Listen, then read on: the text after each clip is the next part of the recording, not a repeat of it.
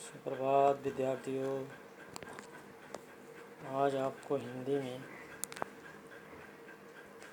चंद्रग्रहण से लौटती बेर पाठ के संदर्भ में जानकारी देंगे। इससे पूर्व आपको इस पाठ के रचयिता केदारनाथ अग्रवाल के बारे में जानकारी दे चुके हैं और इनसे संबंधित प्रश्नोत्तर भी लिखने हैं तो आपको दिए, वो कार्य आपने पूर्ण कर लिया होगा। अब इस पाठ को देखेंगे। पहला और दूसरा पद।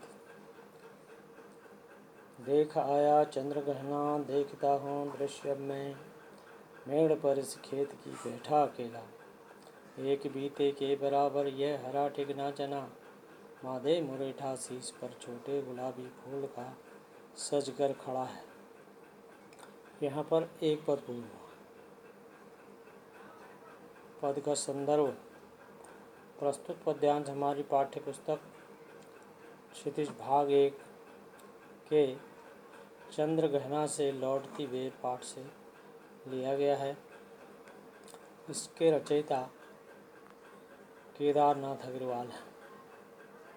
उसके बाद आएगा प्रसंग या मुख्य भाव।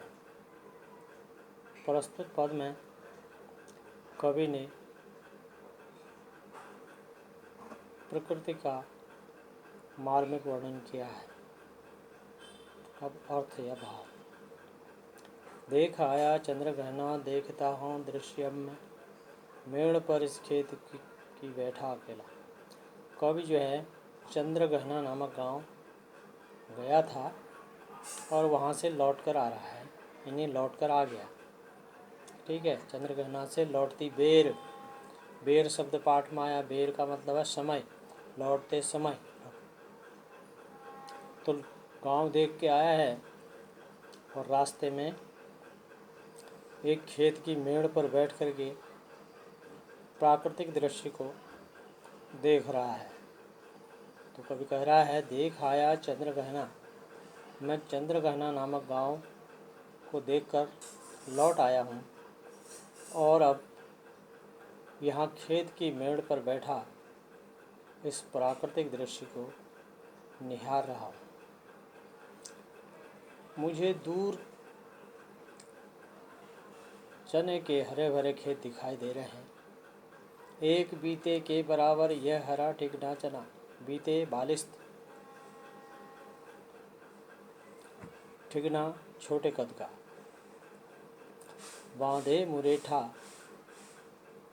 मुरेठा का मतलब यहाँ पर पगड़ी से, छोटे गुलाबी फूल का सजकर खड़ा है, सज धज कर। कवि कह रहा है मैं चंद्रग्रहण नामक गांव को देखकर लौट आया हूँ और यहाँ खेत की मेड़ पर अकेला बैठकर इस प्राकृतिक दृश्य को देख रहा हूँ। मुझे कुछ दूरी पर चने के खेत दिखाई दे रहे हैं और चने की खेत में लगभग एक बालिस्त के बराबर ये छोटे छोटे चने के पौध दिखाई दे रहे हैं और ये छोटे छोटे पौधों पर गुलाबी रंग के फूल निकले हुए हैं। तो ये गुलाबी रंगों के फूल से ये चने की पौध ऐसी लग रही है कि मानो कोई दूल्हा सज धज करके गुलाबी रंग की पगड़ी पहनकर विवाह के लिए खड़ा हो। तो इस प्रकार से इस पद का अर्थ हुआ। अब शिल्प सौंदर्य। प्रस्तुत पद गेय और लयबद्ध है। दूसरा पॉइंट है पद की भाषा सरल सहज है। पद में कवि ने चने की पौध का मानवीकरण किया है।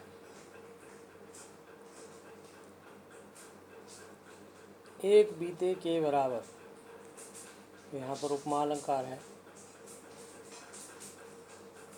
पद में यत्र तत्र अनुप्रास अलंकार का समावेश है।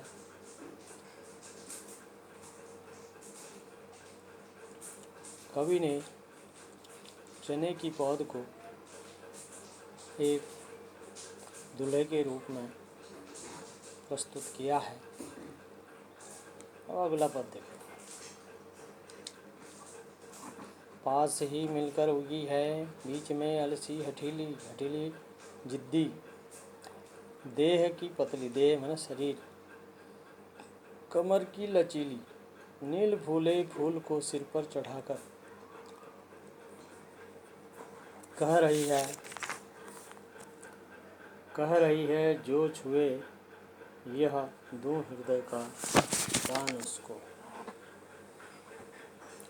संदर्भ उपरोक्त की तरह आएगा। पाठ का नाम आना है, किताब का नाम आना है और रचयिता का नाम आना है। और प्रसंग उपरोक्त की तरह आएगा। प्राकृतिक सौंदर्य का वर्णन किया है कवि ने इसमें। पास ही मिलकर उगी है, बीच में अलसी हटीली, देह की पतली, कमर की लचीली। कवि कह रहा है इन चने के पौधों के बीच में, पास में एक तीसी की पौध उगाई है।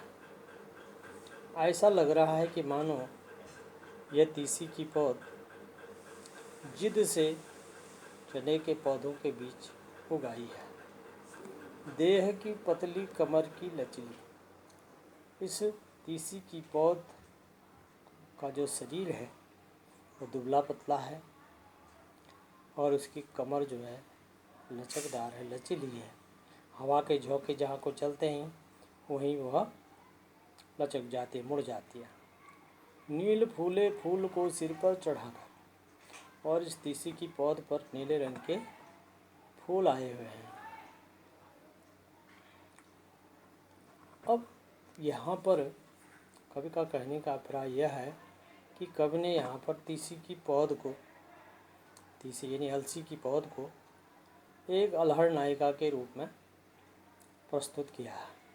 कवि कहता है कि ऐसा लग रहा है कि मानो यह तुलसी की, अलसी की पौध है, ये जिद से चने के पौधों के बीच उगाई है। अर्थात अलसी एक अल्हड़ नायिका के रूप में है, इसका शरीर दुबला पतला है और इसकी कमर पतली और लचकदार है।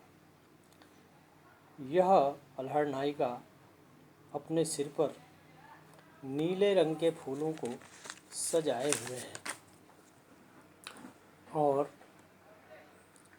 कह रही है, मन में कह रही है जो छुए दूं हृदय का दान उसको। और अपने मन में वह कह रही है यदि जो मुझे प्रेम से स्पर्श करेगा मैं उसे अपना दिल दे दूँगी। तो यहाँ पर दूसरा पद आपका पूर्ण हुआ। इसका शिल्प सौंदर्य कुछ बिंदु उपरोक्त की तरह आएंगे। प्रस्तुत पद गेय और लयबद्ध है। पद की भाषा सरल सहज है। पद में कवि ने अलसी की पौध को का मानवीकरण किया है। कवि ने अलसी की पौध को पद में एक अल्हड़ नायिका के रूप में प्रस्तुत किया है। पद में यत्र तत्र अलंकारों का समावेश है। इस प्रकार से जो ये दो पद पूर्ण हुए और इनको ठीक से पुनः इनका स्वाध्याय कर लेंगे और ठीक से याद कर लेंगे।